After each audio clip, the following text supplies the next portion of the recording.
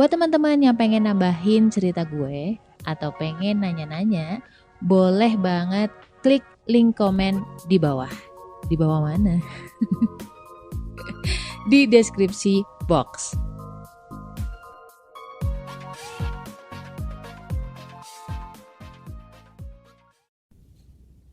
Hai guys, apa kabar? Alhamdulillah nih, qadarullah nih. Kemarin tuh gue sempat vertigo kan. Jadi,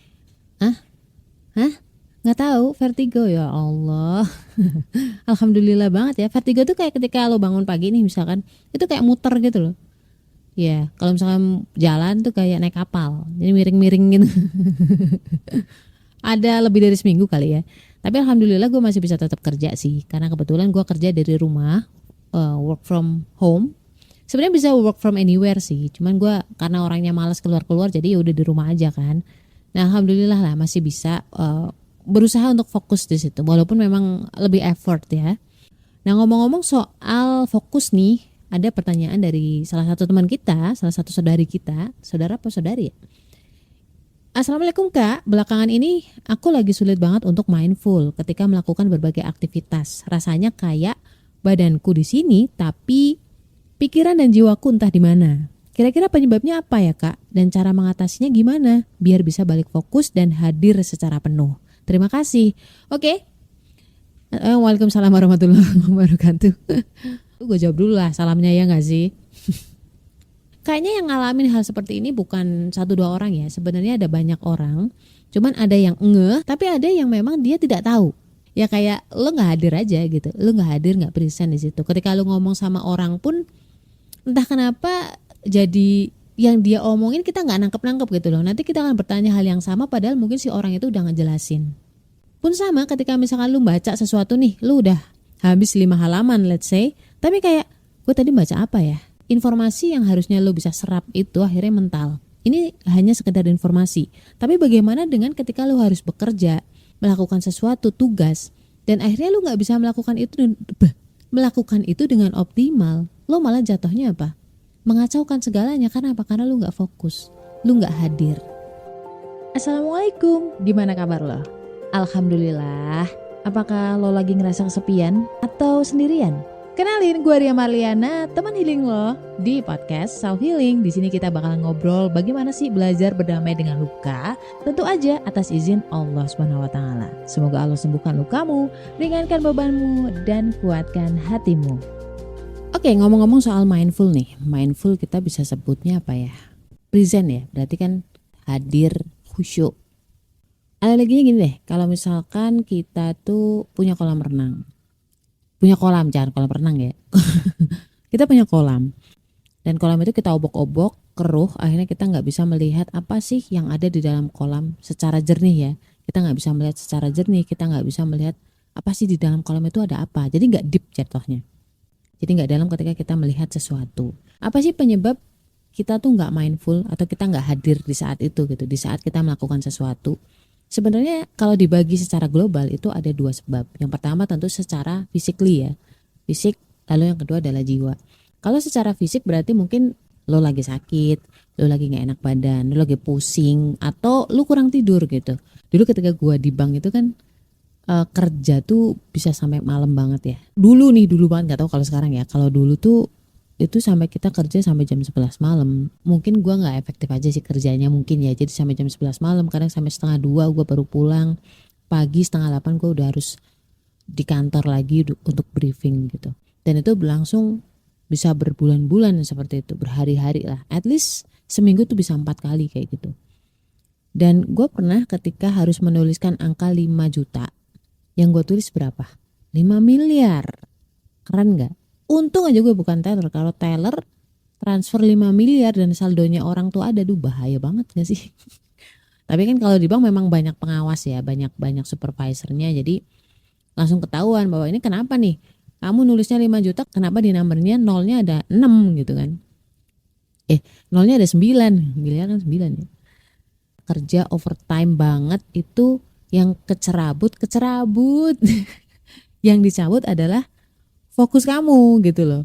Jadi disitulah kayak gue baru ngeh bahwa sebenarnya yang efektif adalah ketika semua seimbang atau balance, termasuk tidur kamu. Itu yang fisik contohnya ya.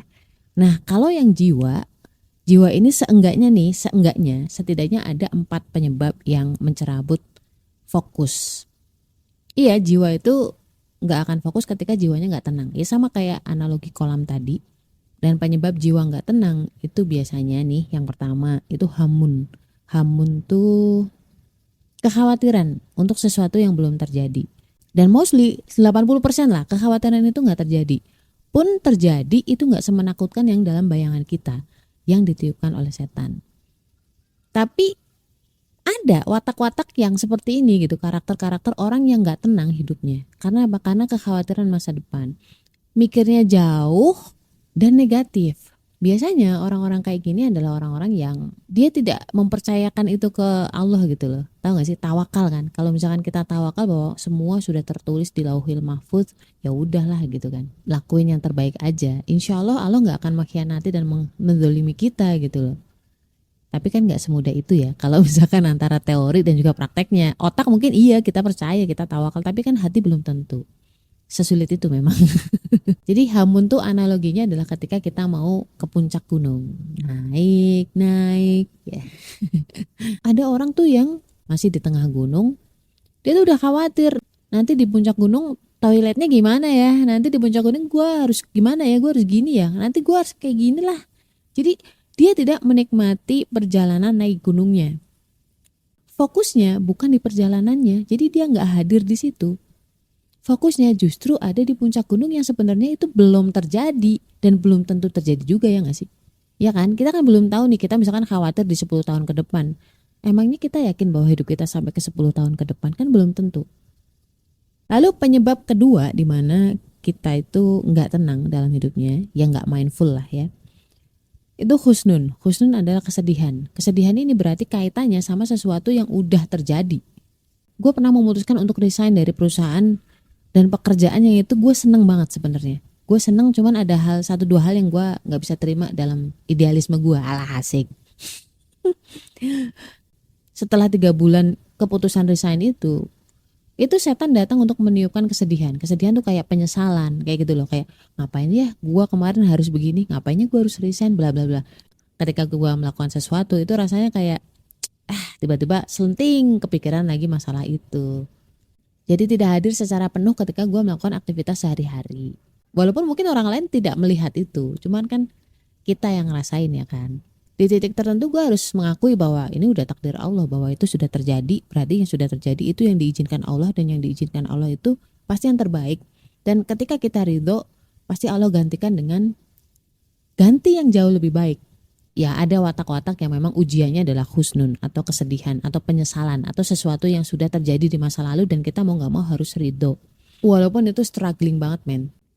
Di case lain ada ketika, ini teman-teman gue nih. Dia kehilangan adik, jadi adiknya meninggal. Itu sampai bertahun-tahun dia kayak masih mengeluhkan hal yang sama. Kenapa ya? Andai saja adik gue ada di sini, andai saja adik gue belum meninggal, bla bla bla bla bla. Justru sebenarnya yang tersiksa bukan orang lain, yang tersiksa itu adalah si dia sendiri gitu loh. Ya gak sih? Penyebab yang ketiga, dan ini banyak dialamin oleh kita tanpa sadar nih, adalah distraksi. Apa? Ya gadget lah, ini udah banyak penelitian tentang itu men. Menurut penelitian, ketika orang itu ada di sosmed 2 jam sehari nih, 2 jam doang, itu katanya memiliki potensi depresi lebih tinggi dibanding yang kurang dari itu. Ini nggak disadari ya teman-teman, kayak kita tuh scroll konten TikTok, konten Reel, short, yang mana kita dikasih feed terus menerus. Nggak kerasa tuh kadang-kadang 5 jam aja udah, iya nggak? Pernah ada penelitian, jadi 2 keluarga,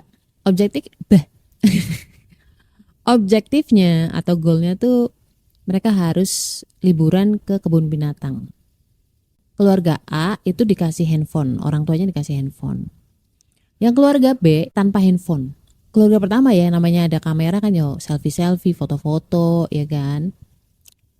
Nah keluarga yang kedua karena nggak ada ya mereka ya mainnya sama anak, lebih fokus, lebih intens, lebih deep sama anak. Dan ketika akhir dari penelitian ini anaknya ditanya, intinya ya, lu happy nggak gitu kan? Anak yang keluarga pertama itu katanya nggak terlalu happy. Pun orang tuanya pun ketika ditanya apakah lu happy, lu puas dengan liburan ke kebun binatang ini, katanya nggak terlalu happy. Ya biasa aja gitu. Kemudian yang kedua, keluarga yang B ketika ditanya apakah mereka happy, mereka sepakat jawab bahwa mereka happy. Kenapa? Karena ada interaksi antara satu dengan yang lain, antara ayah, ibu, dan juga anak. Itu salah satu penelitian mengenai dampak dari gadget dalam hal distraksi. Tanpa sadar kita itu ke distract, teralih fokusnya. Jadi akhirnya ketika harusnya udah sampai level 5 misalkan kedalaman berpikirnya, karena kita ke distract akhirnya naik lagi ke level pertama gitu. Harusnya udah sampai 5, 6, 7, 8, 10 deep understanding, deep rasanya.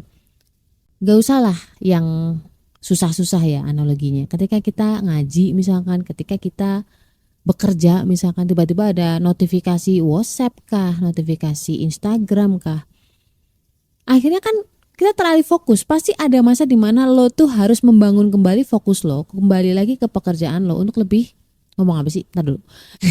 Jadi ada masa dimana kita tuh harus kembali membangun fokus dari awal ketika terdistract kayak gitu.